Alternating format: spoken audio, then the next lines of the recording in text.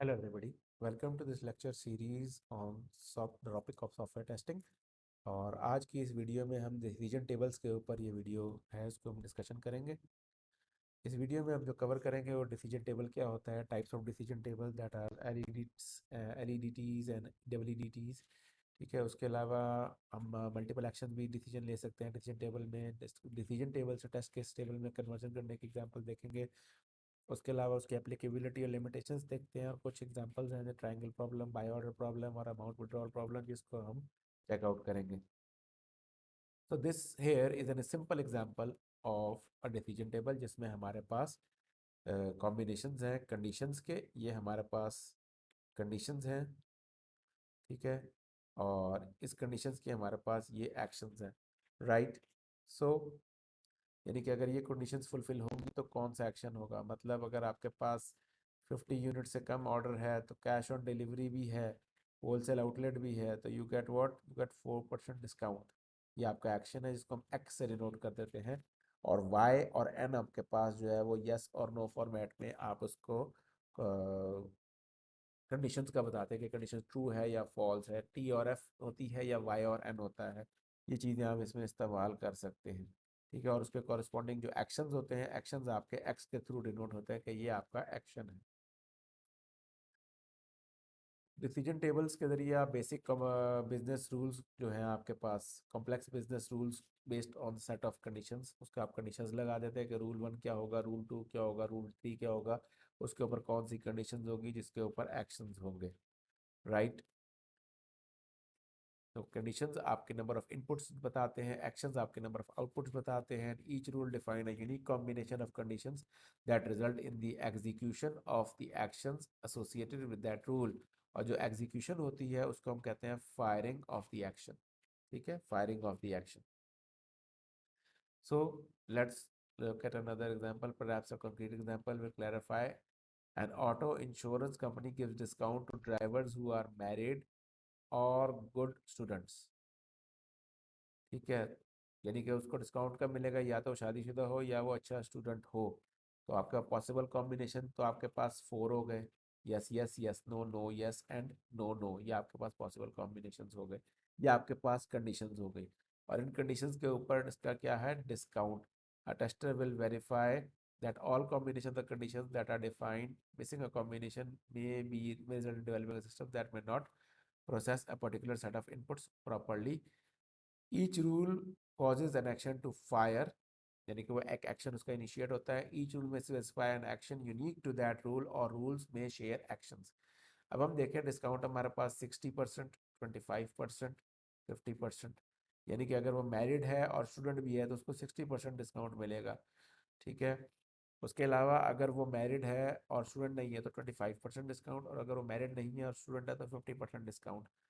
और अगर वो मैरिड भी है और स्टूडेंट भी है तो आपके पास, यानी कि इसको हम इस तरह कहें कि इफ़ इज़ मैरिड, शादीशुदा भी है और स्टूडेंट भी है तो 60% डिस्काउंट मिलेगा। और अगर शादी भी नहीं हुई भी और स्टूडेंट भी नहीं है, अच्छा स्टूडेंट भी नहीं है, तो उसको कोई डिस्काउंट नहीं मिलेगा। तो ये आपका सिंगल एक्शन डिसीजन टेबल कहलाता है। सिंगल एक्शन इसलिए कहलाता है क्योंकि इसमें सिर्फ यस और नो है और उसके अगेंस्ट में आपके पास एक्शन आते हैं, ठीक है। This is very simple situation जिसमें आपके पास एक्सपेक्टेड रिजल्ट आपको दिख रहा होता है। इसको कॉज एंड इफेक्ट टेबल भी कहते हैं। डिसीजन टेबल को आप कह सकते हैं cause and effect table. Decision table in which all conditions are binary are called LETDs, limited entry decision tables, LETDs।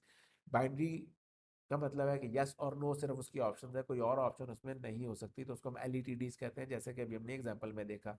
If the condition are allowed to have several values the resulting table is called extended entry decision tables, EEDTs। Extended entry decision tables, EEDT, यानी कि अगर आपके पास yes no या true false के अलावा कोई values आ रही हैं तो आपके पास वो जो डिसीजन टेबल बनेगा वो EEDT बनेगा। सो मल्टीपल एक्शंस भी हो सकते हैं। अभी हमने एक एग्जांपल देखी थी जिसमें एक ही एक्शन था, अब मल्टीपल एक्शन वाले को भी देख लेते हैं। In this situation choosing test case is slightly more complex. अब आपका एक से ज़्यादा एक्शन है तो थोड़ा सा उसमें कॉम्प्लेक्सिटी बढ़ जाएगी। Each rule becomes a test case but value satisfying the condition must be chosen. अब आपको ये चूज करना है कि कौन से कॉम्बिनेशन के ऊपर कौन सा एक्शन होगा। फॉर एग्जाम्पल, अगर कंडीशन 0 to 1 है, condition 2 condition 1 0 to 1, condition 2 less than 5, तो डू एक्शन 1 x है या डू एक्शन a है.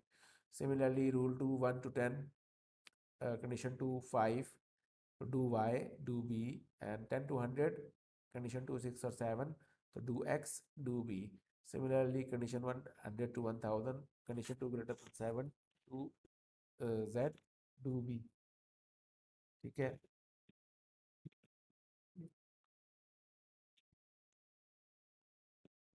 Do Z do B. So ये हमारे पास जो है वो सिचुएशन बनी. इसको हम जो है वो कंटिन्यू करते हैं. तो हमारे पास डिसीजन टेबल को हमने टेस्ट केस में कन्वर्ट किया. ये डिसीजन टेबल को हमने टेस्ट केस में कन्वर्ट किया. तो हमारे पास क्या है कि टेस्ट केस 1 क्या बनेगा कि कंडीशन 1, कंडीशन 2 एक्सपेक्टेड रिजल्ट. और जैसे कि हमें पता है कि हम एक्सपेक्टेड रिजल्ट के बाद हमारा एक्चुअल रिजल्ट और स्टेटस, हमारे पास 2 कॉलम्स और होते हैं. तो ये हमारा पूरा टेस्ट केस बन जाएगा. तो हमने क्या किया, हमने डिसीजन टेबल से टेस्ट केस बनाया. टेस्ट केस 2 क्या होगा, कंडीशन 1 कंडीशन 2 जो भी वैल्यू आई है वैल्यू हमने पुट की तो उसके अगेंस्ट में हमारे पास एक्सपेक्टेड रिजल्ट आएगा, and so on. So in testing create at least one test case for each rule. हर रूल के लिए कम से कम एक जरूर बनाएं. If the rule conditions are binary, a single test for each combination is probably sufficient. Binary के लिए एक टेस्ट पे काम हो जाएगा. On the other hand, if conditions is a range of values, consider testing at both low and high end of the range. अगर एक से ज़्यादा वैल्यूज है तो एटलीस्ट उसको लो और हाई वैल्यूज के ऊपर ज़रूर टेस्ट करें. In this way we merge the ideas of boundary value testing and decision table testing.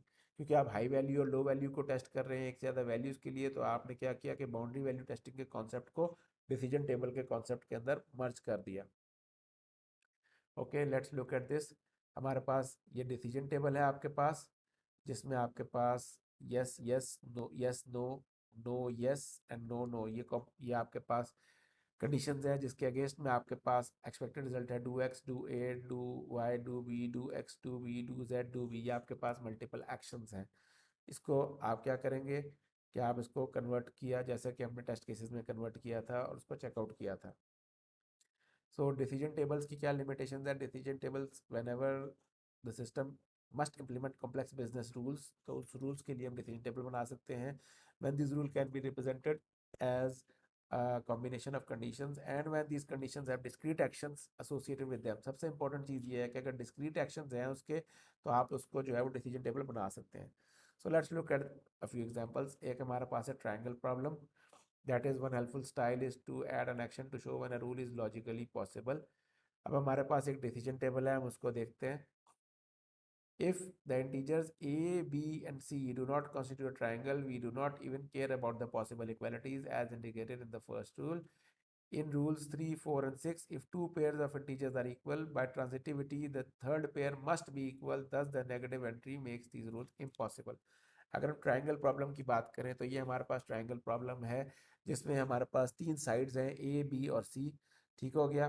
और जैसे कि हमने देखा कि अगर हमारे ट्रायंगल नहीं बन रही तीनों साइड से, तो फिर हमें कुछ फर्क नहीं पड़ता कि ए, बी और सी क्या है, तो इसलिए हम उसको इग्नोर कर देते हैं. ठीक है, ये हमारा एक रूल था. उसके बाद क्योंकि हमारे पास 3 है और ट्रू फॉल्स के ऊपर हम चल रहे हैं, तो हमारे पास 8 पॉसिबल कॉम्बिनेशंस बनेंगे. यानी कि अगर हमारा C1 कंडीशन 1 हमारी ट्रू है, तो आगे हमारे पास 8 पॉसिबल कॉम्बिनेशंस हैं. A is equal to B, यानी कि दो साइड्स ट्राइंगल की अगर बराबर है तो A is equal to C and B is equal to C. ये भी अगर ट्रू है तो क्या होगा, यानी कि तीनों साइडें बराबर हैं, A, B और C बराबर हैं, तो क्या होता है, स्केलिन ट्राइंगल. इट हैज़, नहीं sorry, equilateral triangle, not scalene, sorry, equilateral triangle होता है जिसकी सारी साइड्स बराबर होती हैं. तो ये हमारा बनेगा equilateral triangle. Oh, sorry, this one, equilateral triangle. Okay, what about this? A is equal to B, A is equal to C, B is equal to C. ये false हो गया. What about this? This condition is impossible. Why? क्योंकि वो कह रहा है कि A B के बराबर है और A C के बराबर है. तो हमें पता है कि अगर A B के बराबर है और A C के बराबर भी है, तो इसका मतलब है कि आपके पास B इज इक्वल टू सी भी ट्रू होना चाहिए. लेकिन अगर ये कह रहा है कि बी सी के बराबर फॉल्स है, तो ये फिर आपकी कंडीशंस हो ही नहीं सकती. कुछ प्रॉब्लम है, कोई एरर है, कोई डाटा में कोई प्रॉब्लम है. सिमिलरली अगर ये कह रहा है कि ए बी के बराबर है और बी सी के बराबर है, लेकिन ए सी के बराबर नहीं है, तो ऑफ कोर्स ये भी गलत है, ये भी नहीं हो सकता। अब अगर कहते हैं ए इज इक्वल टू बी है और ए इज इक्वल टू सी नहीं है और बी इज इक्वल टू सी नहीं है, तो ऑफ कोर्स ये पॉसिबल है कि ए और बी बराबर हो, यानी कि आपका दो साइड्स बराबर हैं, तो ये आपके पास हो गया आइसोसेलेस ट्रायंगल। ठीक है, ये आपके पास हो गया isosceles triangle. Then A is equal to B है, ये फॉल्स कर रहा है, लेकिन A is equal to C और B is equal to C कह रहा है, तो अगेन ये भी इम्पॉसिबल हो सकती, ये भी इम्पॉसिबल है। फिर ए इज इक्वल टू सी अगर वो कह रहा है, तो ये दो साइड्स बराबर हो रही हैं, ये आपका स्केलिन हो गया, तो आइसोसेलेस हो गया दोबारा से। फिर सिमिलरली ये भी आइसोसेलेस है क्योंकि बी इज इक्वल टू सी है, और जब तीनों साइड्स बराबर नहीं है तो ये आपका स्केलिन हो गया। तो what about this one? Not a triangle. ठीक है, क्योंकि वो फॉल्स है तो नॉट अ ट्रायंगल। तो ये हमने इसको सॉल्व किया, ये हमारे पास इसकी सोल्यूशन आ गया, और उस सोल्यूशन को हमने फिर कन्वर्ट किया टेस्ट केसेस के अंदर। और टेस्ट केसेस में हमने क्या किया कि हमने वैल्यूज़ ले ली, ए बी और सी की वैल्यूज़ के साथ हमने कॉम्बिनेशन ट्राई किए, तो हमें एक्सपेक्टेड आउटपुट, फिर एक्चुअल आउटपुट, और फिर सिस्टम रिजल्ट हम इस तरह कर सकते हैं। So we obtain 11 functional test, 3 impossible cases, 3 ways to fail the triangle property, 1 way to get an equilateral triangle, 1 way to get a scalene triangle, and 3 ways to get isosceles triangle। ये सारी possible combination हमने check out किए।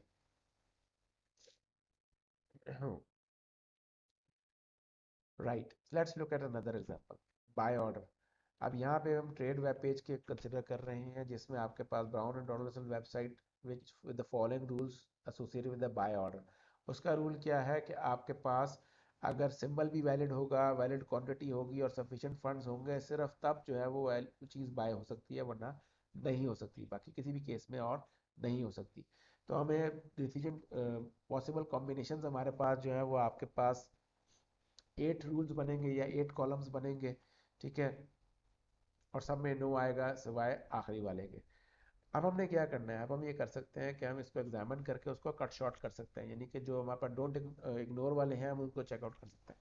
For example हमें ये पता है कि अगर ये फर्स्ट रो नो हो गई, वैलिड सिंबल वाली रो आपकी नो हो गई, तो कुछ फर्क नहीं पड़ता, ये जो मर्जी हो, आपका आउटपुट नो ही होगा। तो मैं ये कह सकता हूँ कि रूल 1 से लेके रूल 4 तक वैलिड क्वांटिटी और sufficient funds, don't care, I don't care, और अगर ये नो है वैलिड सिंबल, तो उसका आंसर नो होगा। इस तरीके से मैं इन चार कॉलम्स को मर्ज कर सकता हूँ। मैंने चार कॉलम्स को मर्ज कर दिया रूल 1 के अंदर। अब ये मेरा रूल 1 हो गया, ये डोंट केयर हो गया। अब हम देखेंगे रूल 2 और 3 में भी यही सिनारियो आ रहा है कि अगर वैलिड क्वांटिटी नो हो गई, तो it does not matter whether it is yes, sufficient funds are yes और नो, वो आपके पास क्या करेगा, वो इसको नो कर देगा। तो मैंने क्या किया, मैंने इसको भी मर्ज कर दिया, रूल 2 और 3 को भी मैंने मर्ज कर दिया। मर्ज किया मैंने रूल 2 और 3 को, और अब आपके पास ये रूल 2 बन गया।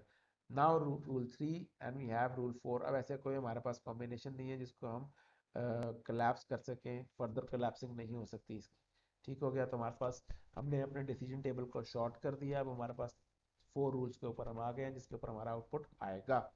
ठीक है, ये हमारा है बाय ऑर्डर की एग्जांपल, जिसमें हमने एक पूरे फुल साइज के डिसीजन टेबल को कट शॉर्ट हमने किया, कोलैप्स किया। So even though this is an excellent idea, जिसमें हम जो है वो अपने काम को कम कर रहे हैं, लेकिन अगर हम प्रोग्रामिंग के पॉइंट ऑफ व्यू से बात करें तो इट इज़ डेंजरस, क्योंकि हम कुछ कॉम्बिनेशन को मिस आउट कर रहे हैं, इफ एल्स लगाने में थोड़े से प्रॉब्लम्स हो सकते हैं प्रोग्रामिंग के अंदर। ठीक है,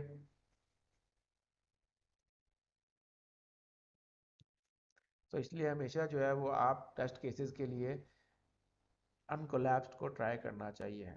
ठीक है, let's look at another example. Amount withdrawal. Withdrawal is granted if request amount is covered by balance or if the customer is granted credit to cover the withdrawal amount। ये आपका सिनारियो है जिसमें हमें पता लगा कि जी कंडीशंस है हमारी, withdrawal with using balance and withdrawal using credit. Actions हमारे पास ग्रांटेड, विड्रॉल ग्रांटेड का है।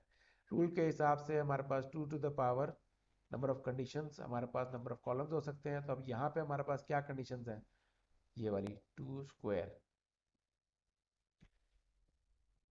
क्योंकि हमारे पास कंडीशंस सिर्फ दो ही हैं आपके पास, तो 2 स्क्वायर आपके पास 4 है। कंडीशन हमारे पास क्या बनी कि हमारे पास विड्रॉल या तो true true true, false false, true false, true false, यानी कि आपके कॉम्बिनेशंस बनेंगे, इसकी बेस के ऊपर हमारे विड्रॉल ग्रांट होगा या नहीं होगा। ठीक है, सो हमें इससे क्या पता लगता है कि अगर उसके पास, let's look at the scenario, withdrawal is granted if requested amount is covered by the balance or if customer is granted credit, यानी कि ये दोनों ट्रू है तो उसको विड्रॉल मिलेगा। ठीक है, राइट क्या हम इसको कट शॉर्ट कर सकते हैं, डोंट केयर की कैटेगरी के अंदर ला सकते हैं? बिल्कुल ला सकते हैं। हमने इसको कट शॉर्ट किया, किस तरह कट शॉर्ट किया कि अगर उसके पास बैलेंस मौजूद है तो हमने इन दो कॉलम्स को मर्ज करके एक कॉलम बना दिया। अगर उसके पास बैलेंस मौजूद है तो कुछ फर्क नहीं पड़ता उसको क्रेडिट ग्रांट होता है कि नहीं होता, वो बैलेंस से अपने विड्रॉल कर लेगा। ठीक है, और सिमिलरली अगर उसके पास बैलेंस नहीं है लेकिन क्रेडिट ग्रांटेड है तो उसको फिर भी बैलेंस, उसका विड्रॉल ग्रांट हो जाएगा। और अगर दोनों उसके पास फॉल्स हैं, यानी कि उसका ना बैलेंस है ना क्रेडिट है, तो ये फॉल्स हो जाएगा। तो हमने एक डिसीजन टेबल बनाया, फिर उसको हमने कोलैप्स भी किया। ये कोलैप्स डिसीजन टेबल आपके पास बन गया इस सिनारियो में। ठीक है, ये आपके पास फाइनल डिसीजन टेबल है जिसके ऊपर आप फिर क्या कर सकते हो, टेस्ट केसेस बना सकते हो। हम उसका टेस्ट केस का टेबल बना सकते हैं एटलीस्ट एक के हिसाब से, कि टेस्ट केस वन हम बना सकते हैं बैलेंस 200 के साथ, जिसमें रिक्वेस्ट विड्रॉल 200 है तो एक्सपेक्टेड रिजल्ट विड्रॉल ग्रांटेड है। सिमिलरली बैलेंस 100 है, रिक्वेस्टेड विड्रॉल 200 है, क्रेडिट ग्रांटेड है, तो उसको हम एक्सपेक्टेड रिजल्ट ग्रांटेड कर सकते हैं। सिमिलरली बैलेंस 100 है, रिक्वेस्ट विड्रॉल 200 है, लेकिन नो क्रेडिट है तो एक्सपेक्टेड रिजल्ट डिनाइड। इसको आप एक टेबल फॉर्म में बना के अपने टेस्ट केसेस बना सकते हैं। ठीक है, so that's it for this video. Thank you very much.